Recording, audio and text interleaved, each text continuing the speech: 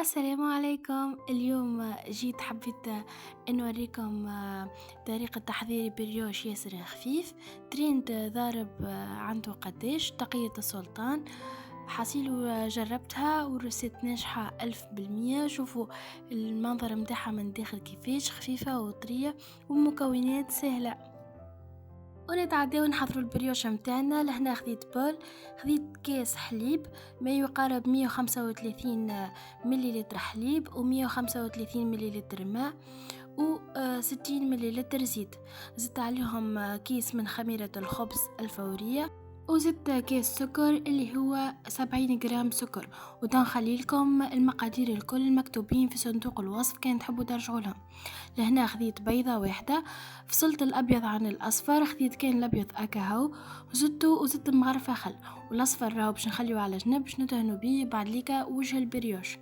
خذيت لهنا كمية متاع فارينة وبالطبيعة راهي تفرق على حسب الفارينة تشرب ولا. أنا لهنا تو استعملت 200 جرام وخلطت بقي راهي ناقصة. انا الكل في الكل استعملت 550 جرام. انتم خليوا الفرينة بجنبكم وبدا عينك ميزانك زيد بشوية وخلط. لهنا يدي نظيفة بالطبيعة توا. باش نحاول اني نلمها بشوية بشوية وفي كل مرة نزيد الفرينة حتى لين تتلم. راهي العجينة تتلصق في اليدين بالباهي، ما نوسعوا بالنا ونحاولوا انه احنا نلموها بالفرينة.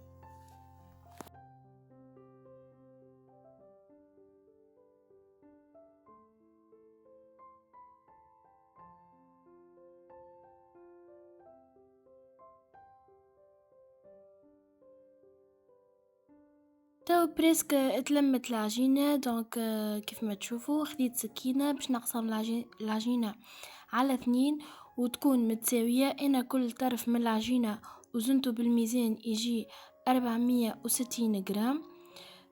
توا شطر باش نخليه طبيعي وشطر الاخر باش نزيدو الكاكاو.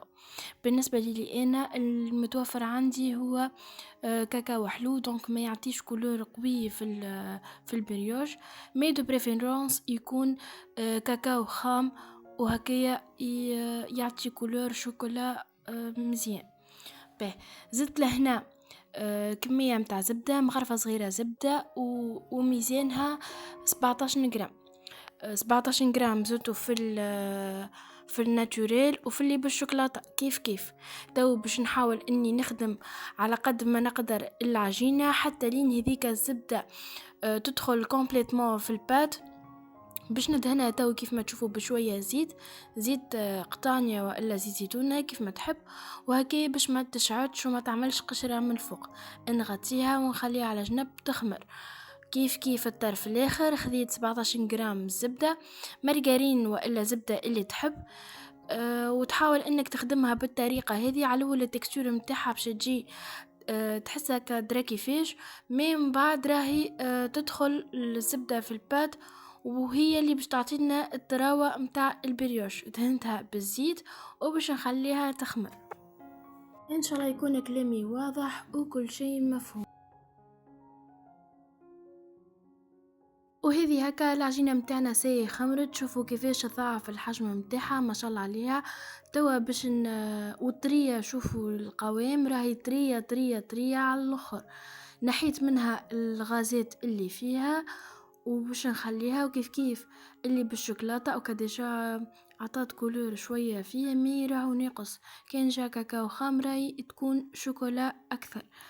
به تو باش نرش شويه فارينة على البلان دو ترافاي وباش نحاول اني ناخذ العجينه الناتوريل ونحلها بالقلقه. نحاول اني نحلها على قد ما نقدر. راهي ما تكونش خشينه، راهي جويده مش ترانسبارنت معناها شفافه وما هيش خشينه.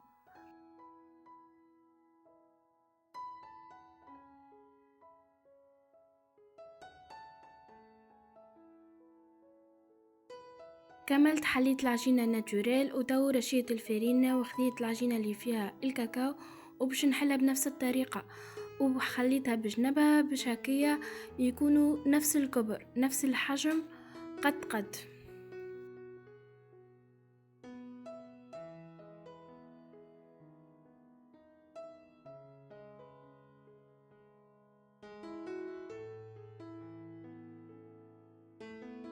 هذو هما زوز عجينات ساي حليتهم. توا باش السياسة اخذيت العجينة اللي بالشوكولاتة وباش نخليها فوق العجينة الطبيعية، باش نحاول اني علول نطرحها بيدي ومن بعد باش نمشي عليها بالقلقال وهكايا تلصق في بعضها.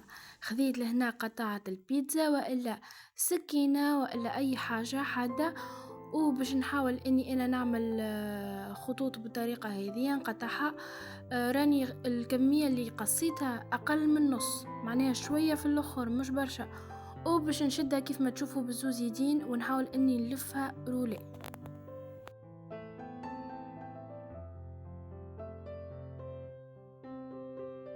توا خذيت مغرفتين شوكولاتة تارتيني، خليتهم شوية في الميكرووند باش يتحلوا، وباش ناخذ البارتي الفوقانية اللي قاعدة نحل فيها كي نطرح فيها بيدي، وباش ندهنها بالشوكولاتة، باش ندهنها كوش من الفوق شوكولا تارتيني، اي نوع تفضلوه، اي نوع يعجبكم بنين تنجموا تستعملوه.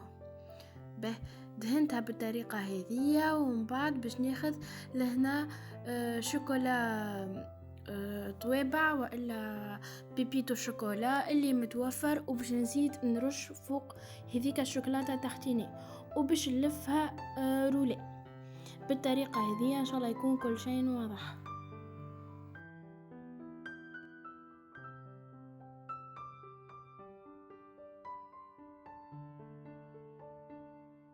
كملت لفيتها الكل حتى لين وصلت لهذيك الحرف اللي ملوطة. خذيت اطبق اللي باش نطيب فيه، دهنته بالزبدة، وتنجموا تعملوا بابي كويسون والا زيت اللي تحبوا. انا استعملت زبدة وسيست على العجينة بالزوز يدين هكايا وهزيتها خليتها في الطبق. توا باش نرجع ناخذ هذيك اصفر البيضة اللي خليناه من الاول، باش نزيدو شوية حليب ومغرفة خل وباش ندهن بيه الوجه. راهو كي تعملوا مغرفة الخل ولا حليب راهي ما تقعد حتى ريحة في البريوش، باش نحلهم هكا وندهن بيهم الوجه، باش نغطيها ونخليها ترتاح شوية، ومن بعد ليكا باش ندخلها للفور الطيب على 180 درجة.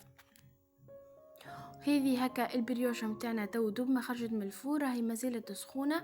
سريت شويه زبده مغرفه صغيره وباش ندهن بيها الوجه متاع البريوش، والبريوش متاعنا حضرت وباش نستنيها حتى تبرد ونقصها. ان شاء الله تكون الغسالة عجبتكم، وباي باي.